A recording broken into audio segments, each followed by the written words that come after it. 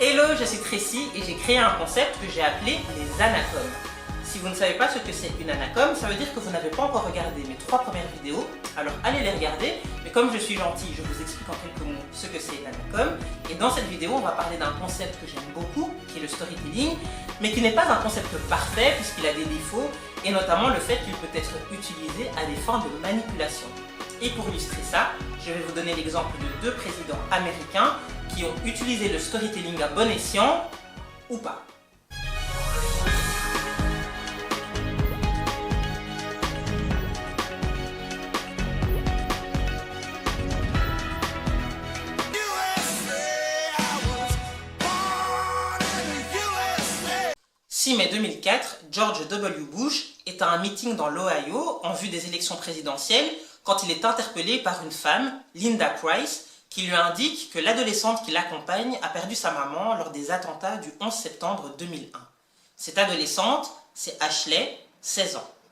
4 ans auparavant, Ashley avait déjà été à un meeting de Bush, accompagnée de sa mère, mais ce 6 mai 2004, elle y va cette fois avec son père et une amie de ses parents. Le président Bush s'avance donc vers Ashley, lui demande si elle va bien, puis la prend dans ses bras.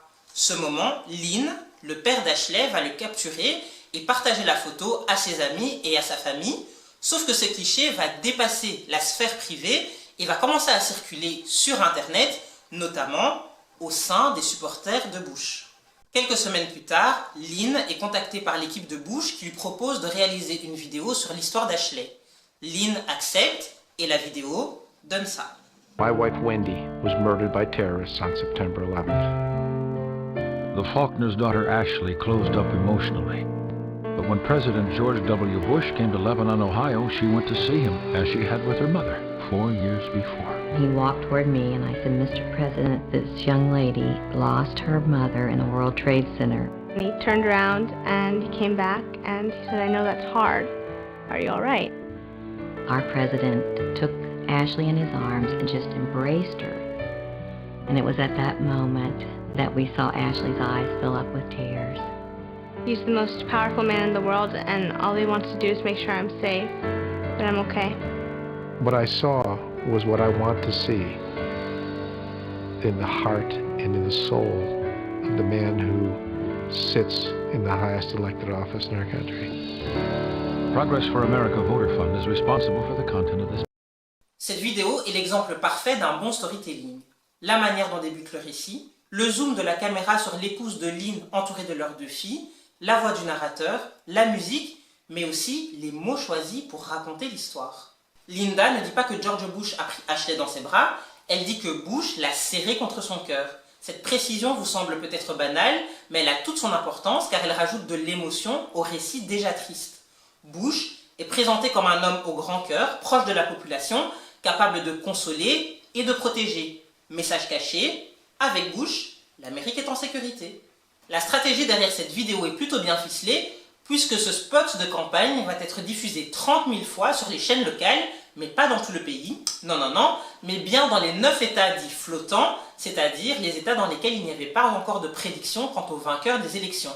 Sans compter que ce clip aurait coûté 6,5 millions de dollars et serait donc le clip le plus cher de la campagne électorale de 2004. Selon des experts, cette vidéo aurait largement contribué à la victoire de Bush.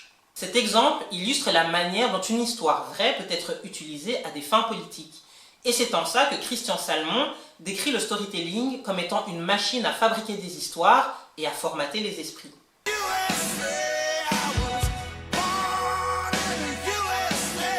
13 juillet 2024, alors qu'il est en meeting en Pennsylvanie, Donald Trump est la cible de coups de feu.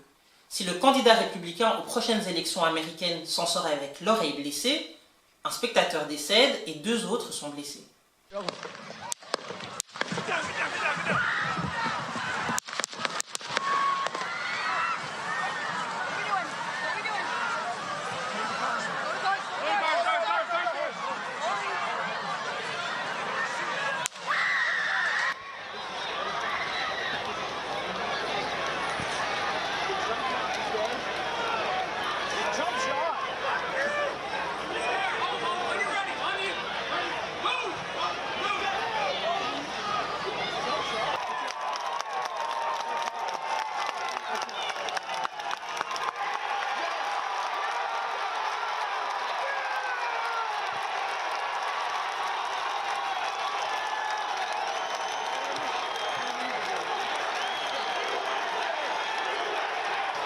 Le geste que Trump fait après les coups de feu est déjà une image qui se suffit à elle-même.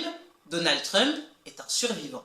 Le lendemain de la fusillade, Trump dira que seul Dieu a empêché l'impensable et il arborera 2 jours après le drame un pansement à l'oreille. Pansement à l'oreille que les délégués républicains tenteront de reproduire en hommage à Trump.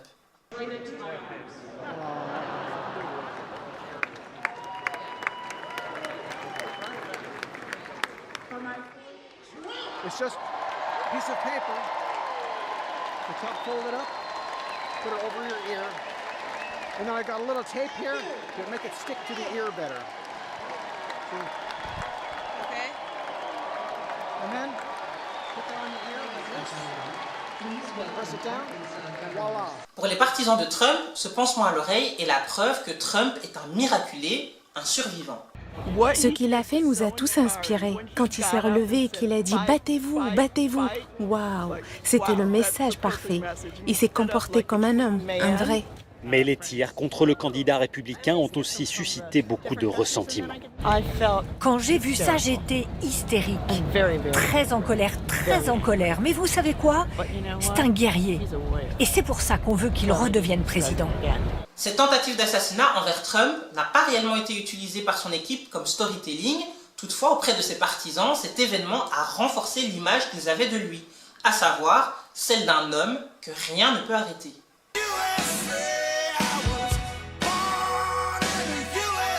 En réalité, on ne peut pas réellement comparer ces deux storytelling car l'histoire mise en avant n'a pas été utilisée de la même manière. Dans le storytelling de Bush, son équipe a utilisé la photo et l'histoire d'Ashley, qui est une histoire qui touche tout le monde, mais principalement les Américains, à des fins politiques. Alors que du côté de Trump, ils n'ont pas réellement capitalisé sur cette fusillade. Et finalement, on voit que les intérêts sont totalement différents. Chez Bush, il s'agissait d'utiliser ce storytelling pour convaincre les électeurs pas encore décidés, alors que chez Trump, cette tentative d'assassinat a simplement renforcé leur engagement vis-à-vis de leur candidat. Ce que ces deux exemples montrent également, c'est que les Américains sont friands de symboles. Du côté de Bush, il était montré comme un consolateur, un protecteur de la nation, alors que du côté de Trump, ses partisans le voient comme un héros, un guerrier. S'il est capable de survivre à une fusillade, c'est qu'il est capable de tout pour défendre le pays. C'est la fin de cette vidéo. J'avais envie, bien que j'aime énormément le storytelling, de vous parler quand même des aspects un petit peu négatifs du storytelling et de vous alarmer, de vous informer sur le fait que quand vous voyez une photo, une image, eh bien, on peut raconter n'importe quelle histoire autour d'elle. Donc c'est quand même important que vous ayez le regard critique sur ce que vous voyez dans les médias. Dites-moi si ça vous intéresse que je fasse ce genre d'analyse pour d'autres politiciens. Et moi, je vous dis à très bientôt pour une prochaine Anacom. Ciao, ciao.